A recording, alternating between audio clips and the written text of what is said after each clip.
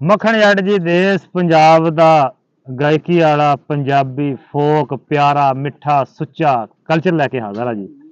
तो ਅੱਜ ਮੇਰੇ ਨਾਲ ਨੇ ਨਵੀਂ ਜਨਰੇਸ਼ਨ ਦੇ ਪਸੰਦੀਦਾ ਫੋਕ ਸਿੰਗਰ ਜਨਾਬ ਸਮੀ ਜੱਟ ਸਾਹਿਬ, ਜਿਨ੍ਹਾਂ ਦਾ ਪਿਛਲਾ ਗੀਤ ਸੋਹਣੀ ਮੈਨੂੰ ਲੱਗਦੀ ਪੂਰੇ ਜਿਹਨੇ ਬਰੇ ਸਗੀਰ ਚ ਕਾਮਯਾਬੀ ਦੇ ਝੰਡੇ ਗੱਡੇ ਹੁਸਨ।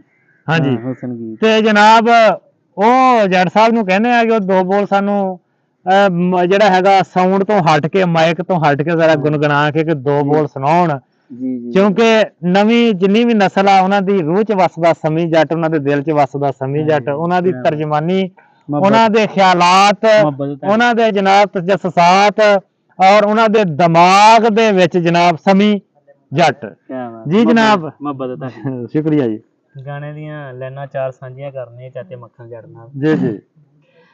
ਸੋਬਰ ਜਿਹੀ ਸੋਹਣੀ ਲੱਗਦੀ ਗੁੱਤਾਂ ਜਦ ਕਰਦੀ ਏ, ਮੈਨੂੰ ਓ ਭਵੇ ਭੁਲੇਖਾ ਮੇਰੇ ਤੇ ਮਰਦੀ ਏ, ਰਾਂਝੇ ਦੇ ਪਿੰਡੋਂ ਮੈਂ ਵੀ ਉਹ ਵੀ ਆਹੀਰ ਜਹੀ, ਮੈਨੂੰ ਮੇਰੇ ਖਿਆਲਾਂ ਵਾਲੀ ਲੱਗਦੀ ਤਸਵੀਰ ਜਹੀ, ਕੱਤੇ ਦੇ ਚੰਨ ਵਰਗੀ ਏ ਰਾਣੀ ਏ ਰਾਤਾਂ ਦੀ, ਮੈਨੂੰ ਤਾਂ ਪਰੀ ਜੀ ਲੱਗਦੀ ਬੇਬੇ ਦੀਆਂ ਬਾਤਾਂ ਦੀ, ਉਹਦੇ ਵੀ ਖਿੱਚ ਪਿਆਰ ਦੀ ਸੀਨੇ ਤਾਂ ਪੈਂਦੀ ਏ, ਨਾਲੇ ਕੁਝ ਕਹਿਣ ਨੂੰ ਫਿਰਦੀ ਨਾਲੇ ਨਾ ਕਹਿੰਦੀ, ਨਾਲੇ ਕੁਝ ਕਹਿਣ ਨੂੰ ਫਿਰਦੀ ਨਾਲੇ ਨਾ ਕਹਿੰਦੀ।